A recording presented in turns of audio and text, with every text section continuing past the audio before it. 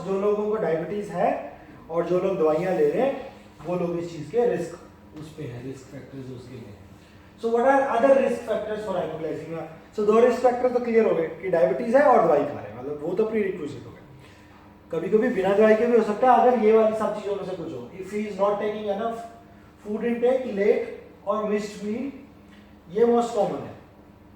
कि for example somebody is on medications, जैसे हमने अलग अलग क्लास ऑफ मेडिकेशंस डिस्कस किया था। इंसुलिन का सबसे ज़्यादा रिस्क है हाइपोग्लाइसीमिया का, सल्फोनाइल यूरियाज का सेकंड मोस्ट कॉमन रिस्क है हाइपोग्लाइसीमिया का। बाकी जो सारी दवाइयाँ इंडिविजुअली उनका रिस्क हाइपोग्लाइसीमिया का कम है। जैसे हमने डिस्कस किया था कि SGLT2 इनहिबिटर्स हैं जो कि यूरिन के थ्रू आपका शुगर निकालते हैं, उनके अंदर चांस कम है।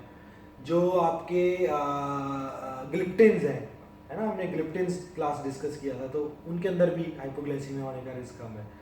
और जो हमारा मेटफॉर्मिन है उसके अंदर तो सबसे कम रिस्क है ही है। लेकिन अगर सपोज करो कि आपने मेटफॉर्मिन और ग्लिप्टिन, जो हमने किया था सिटाग्लिप्टिन, विल्डाग्लिप्टिन, लिनाग्लिप्टिन, उसको मेटफॉर्मिन के साथ कंबाइन कर दिया, तो ऑब्वियसली फिर ऐसा नहीं बोल सकते कि दोनों को मिलाने से हाइपोग्लाइसीमिया का रिस्क नहीं है रिस्क, बट रिलेटिवली इंसुलिन और सल्फोनाइल यूरिया से कम है।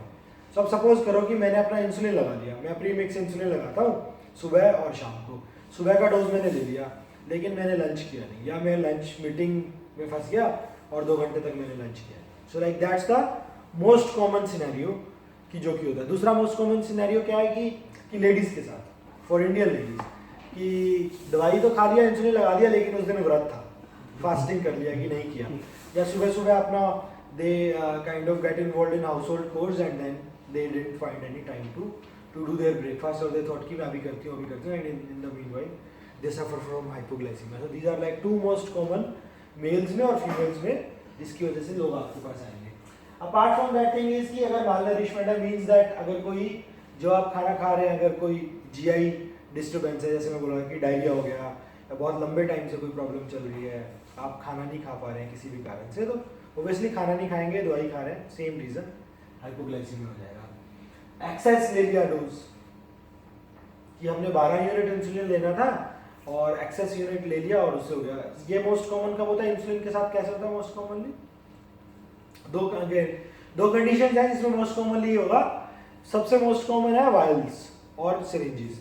आजकल तो हम पेन से लगाते हैं, जैसे हमने सिरिंज और वायल वाला पहले भी डिस्कस किया था कि जो आपकी वायल्स आती हैं 40 IU पर ml की आती है और 100 IU पर ml की आती है। अगर आप डिफरेंट सिरिंज यूज कर रहे हो, तो अगर आपने 100 IU ml वाला जो इंसुलिन है वो 40 IU वाली सिरिंज से लगा लिया, तो आपने 2.5 गुना डोज ले लिया। So you need to match your needle with syringe, that's the most common cause. Second common cause होगा एल्डरली पीपल, ठीक है, कि जो लोग दवाई का खुद भी मालूम नहीं है, सिर्फ कलर से जानते हैं, they can not read most of the time, और they are being given medication by somebody else, कि भाई किसी और ने दिया और जो नॉर्मली कोई भी देता है वो उस दिन नहीं है, खुद खा लिया या किसी और ने दवाई दे दिया और वो गलती में ज़्यादा डोज खाएगा कि जो दिन में 1 बार चलना था वो 2 बार चला गया। So that's the another most common scenario of excessive medication intake. Then prolonged and unplanned physical activity. भाई हमने पहले भी डिस्कस किया था कि your medications are balancing your diet and exercise. अब नॉर्मली आप उतना एक्सरसाइज नहीं करते हो, या आपने सुबह जिम कर दिया और शाम को जब आने लगे तब तक ऑटो वालों की स्ट्राइक हो गई, so then you have to walk from metro station to your home और from one particular place. So unplanned physical activity हो गई कि आपको पता नहीं चला। सो आपने जो इंसुलिन लिया था, same amount of insulin becomes more for you, then you have an hypoglycemia. Then अगर किसी को एक बार हाइपोग्लाइसीमिया हुआ है, दोबारा से हाइपोग्लाइसीमिया होने की चांस ज़्यादा है। जैसे एक तो मोस्ट कॉमन रीजन तो यही है कि आपको वार्निंग साइंस ही पता नहीं चलेंगे, so then you are more prone to have hypoglycemia because आप इग्नोर करते रहेंगे, है ना।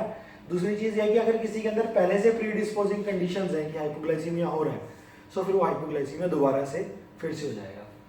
And then pregnancy, of course pregnancy में क्या कारण होता है? प्रेगनेंसी में ये कारण होता है कि भाई जो बेबी है उसने जितना ग्लूकोज लेना है, he would keep on taking that glucose from mother's blood, है ना। अब रात भर मदर ने कुछ खाया नहीं, लेकिन जो बेबी ने अपना ग्लूकोज वो लेता रहा। So most of the mother's in the morning time would have their sugar levels between 60 to 90 milligrams, है ना। तो प्रेगनेंसी के अंदर इनफैक्ट हमारा हाइपोग्लाइसीमिया का थ्रेशोल्ड भी थोड़ा लोअर होता है।